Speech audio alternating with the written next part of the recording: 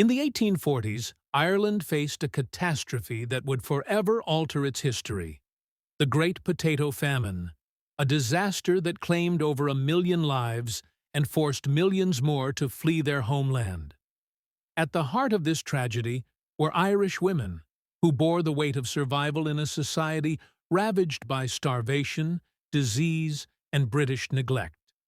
The potato blight, first detected in 1845, destroyed the staple crop that fed much of Ireland's rural poor, leaving families destitute.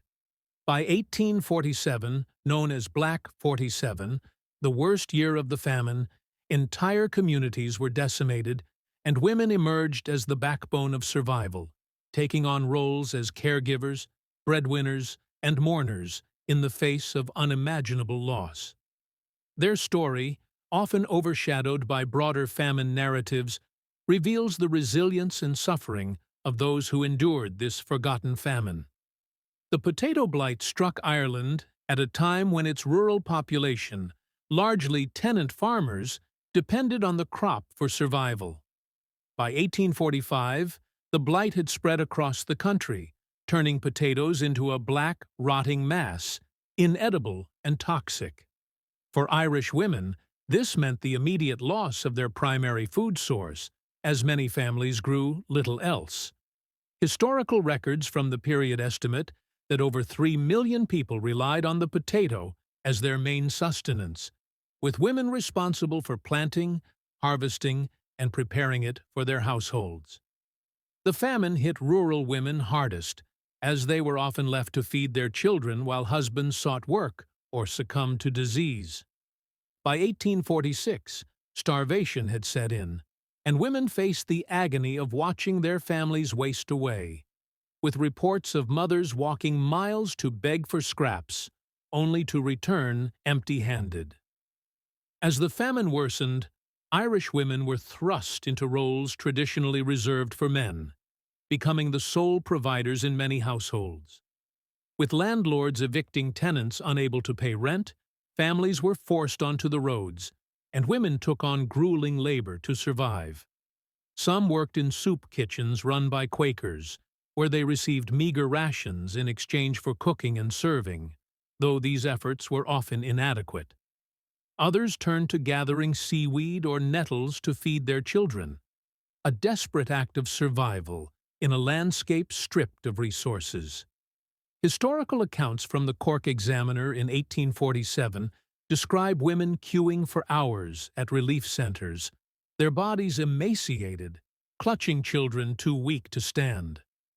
The British government's response, rooted in laissez-faire economics, offered little help, with policies like the 1847 Poor Law forcing women into workhouses, separating them from their families in conditions akin to prisons. Workhouses became a grim reality for many Irish women during the famine, a place of last resort that offered shelter, but at a steep cost. By 1848, over 200,000 people were confined in workhouses across Ireland, with women and children making up the majority. These institutions, meant to provide relief, were overcrowded and disease-ridden, with typhus and dysentery claiming countless lives. Women were subjected to harsh labor, such as breaking stones or sewing sacks, often while malnourished and grieving the loss of their children. Reports from the period, such as those by the Poor Law Commissioners, describe mothers being separated from their infants upon entry, a policy that led to high infant mortality rates. For those who survived, the workhouse was a place of humiliation, where their dignity was stripped away. Yet many women endured, driven by the hope of keeping their families alive. Emigration became another path for survival, as Irish women fled to America, Canada, and Australia in search of a better life. Between 1845 and 1855, over 1.5 million Irish people emigrated, with women making up a significant portion, often traveling alone or with young children. The journey, known as the coffin ships due to high mortality rates, was perilous, with diseases like cholera spreading rapidly in cramped, unsanitary conditions. Women faced additional risks, including exploitation and abuse during the voyage, yet their determination to escape famine drove them forward. In cities like Boston and New York, Irish women found work as domestic servants, earning wages to send back to their families. Census data from 1850 shows that Irish women made up over 70% of domestic workers in some American cities, their labor laying the foundation for the Irish diaspora that would shape global communities. The resilience of Irish women during the famine was documented by figures like Asenath Nicholson, an American missionary who traveled to Ireland in 1847 to provide aid. Nicholson's book, Annals of the Famine in Ireland, offers a first-hand account of the suffering she witnessed, particularly among women. She described mothers cradling their dying children in makeshift shelters, their faces etched with grief, yet refusing to surrender to despair.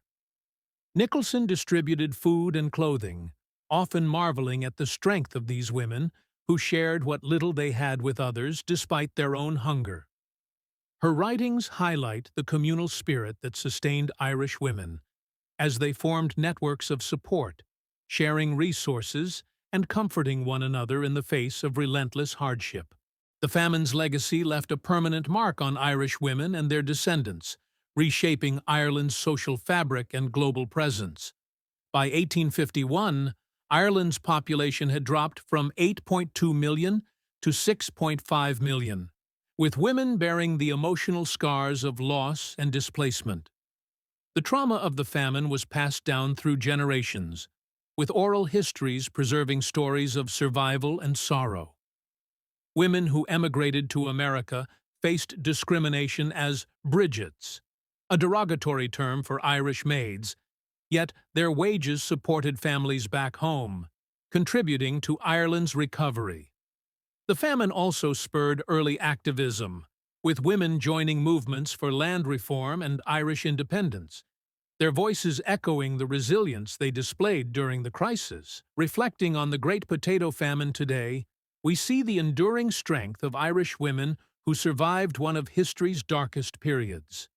Their stories, often relegated to the margins, reveal the human cost of colonial neglect and economic policies that prioritized profit over lives. The famine's impact is still felt in Ireland, where memorials like the National Famine Monument in Mayo honor the million who perished.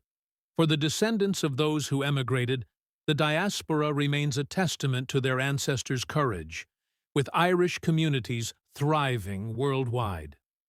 The Forgotten Famine is a reminder of the resilience of women who, against all odds, held their families together, ensuring their legacy would endure for generations to come.